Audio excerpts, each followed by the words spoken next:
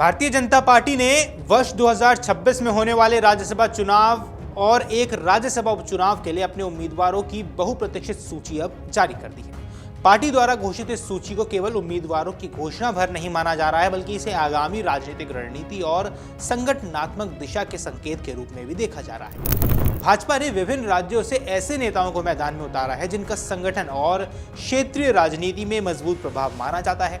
उम्मीदवारों के चयन में पार्टी ने अनुभव, सामाजिक समीकरण, क्षेत्रीय प्रतिनिधित्व और भविष्य की राजनीतिक आवश्यकताओं को ध्यान में रखते हुए कोशिश की है। इस सूची के जरिए भाजपा ने स्पष्ट संकेत दिए हैं कि वो आने वाले वर्षों में अपने संगठन को और मजबूत करने के साथ साथ विभिन्न राज्यों में राजनीतिक संतुलन बनाए रखने की रणनीति पर भी काम कर रहे हैं। खासतौर पर पूर्वोत्तर भारत, गुजरात, मध्य प्रदेश और राजस्थान जैसे राज्यों में उम्मीदवारों का चयन कई राजनीतिक संदेश देता हुआ नजर आता है।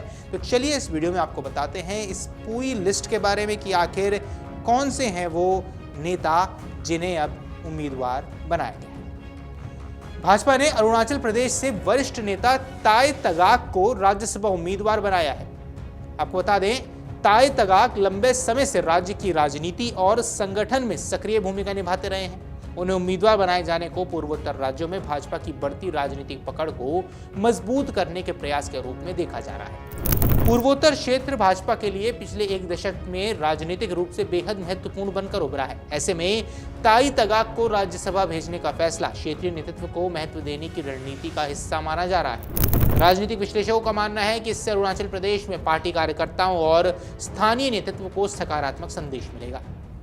इसी तरह मणिपुर से ए शारदा देवी को उम्मीदवार घोषित किया गया है। मणिपुर हाल ही के वर्षों में राजनीतिक और सामाजिक चुनौतियों का सामना करता रहा है। ऐसे समय में एक महिला नेता को राज्यसभा उम्मीदवार बनाकर भाजपा ने महिला प्रतिनिधित्व और पूर्वोत्तर के प्रति अपनी प्रतिबद्धता को दर्शाने की कोशिश की है। मध्य प्रदेश में संगठन के भरोसेमंद चेहरों पर अब दांव खेला गया है। दरअसल मध्य प्रदेश से भाजपा ने 2 प्रमुख नेताओं को राज्यसभा चुनाव में उम्मीदवार बनाया है। इनमें पार्टी के राष्ट्रीय महासचिव तरुण चुग और वरिष्ठ नेता रजनीश अग्रवाल शामिल हैं। तरुण चुग लंबे समय से भाजपा संगठन में महत्वपूर्ण जिम्मेदारियां निभाते रहे हैं। राष्ट्रीय स्तर पर उनकी सक्रियता और संगठनात्मक अनुभव को देखते हुए उन्हें राज्यसभा भेजने का फैसला महत्वपूर्ण माना जा रहा है। भाजपा नेतृत्व को उम्मीद है कि संसद के उच्च सदन में उनकी भूमिका पार्टी की नीतियों और रणनीतियों को प्रभावी ढंग से रखने में मदद करेगी। वहीं रजनीश अग्रवाल को भी उम्मीदवार बनाकर पार्टी ने अनुभवी नेतृत्व पर भरोसा जताया है। मध्य प्रदेश भाजपा का एक मजबूत गढ़ माना जाता है और यहां से उम्मीदवारों का चयन हमेशा राष्ट्रीय राजनीति के संदर्भ में भी महत्वपूर्ण माना जाता है। आइए बात कर लेते हैं राजस्थान की। राजस्थान में भाजपा ने सबसे अधिक चर्चा बटोरने वाले नामों में से पूर्व प्रदेश अध्यक्ष डॉक्टर सतीश पूनिया और डॉक्टर अलका गुर्जर को उम्मीदवार बनाया है। पार्टी का यह फैसला कई राजनीतिक समीकरणों को साधने वाला माना जा रहा है। डॉक्टर सतीश पूनिया राजस्थान भाजपा का एक बड़ा चेहरा है और लंबे समय तक प्रदेश अध्यक्ष के रूप में पार्टी का नेतृत्व कर चुके हैं। संगठन में उनकी मजबूत पकड़ और कार्यकर्ताओं के बीच लोकप्रियता को देखते हुए उन्हें राज्यसभा भेजे जाने को उनके राजनीतिक कद की मान्यता के रूप में देखा जा रहा है। अब दूसरी ओर है डॉक्टर अलका गुर्जर। उनको उम्मीदवार बनाकर भाजपा ने महिला नेतृत्व को बढ़ावा देने के साथ साथ सामाजिक प्रतिनिधित्व का भी संदेश दिया है। राजस्थान की राजनीति में गुर्जर समुदाय का प्रभाव महत्वपूर्ण माना जाता है और इस निर्णय को उसी दृष्टि से भी देखा जा रहा है। अब यहाँ राजनीतिक जानकार मानते हैं कि राजस्थान में भाजपा आगामी विधानसभा और लोकसभा चुनावों को ध्यान में रखते हुए सामाजिक संतुलन और संगठनात्मक मजबूती दोनों पर एक साथ काम कर रही है।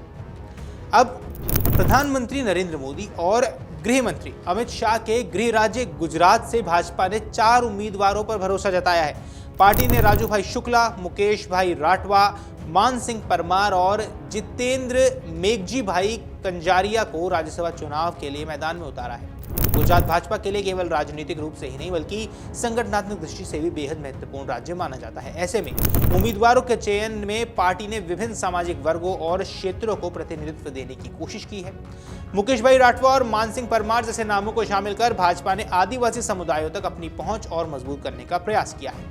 गुजरात में आदिवासी क्षेत्रों को राजनीतिक महत्व लगातार बढ़ रहा है और भाजपा इन क्षेत्रों में अपनी पकड़ को और मजबूत करना चाहती है। वहीं राजू भाई शुक्ला और जितेंद्र मेघजी भाई कंजारिया जैसे नेताओं को मौका देकर पार्टी ने संगठन के अनुभवी और भरोसेमंद चेहरों को सम्मान देने का संदेश भी दिया है।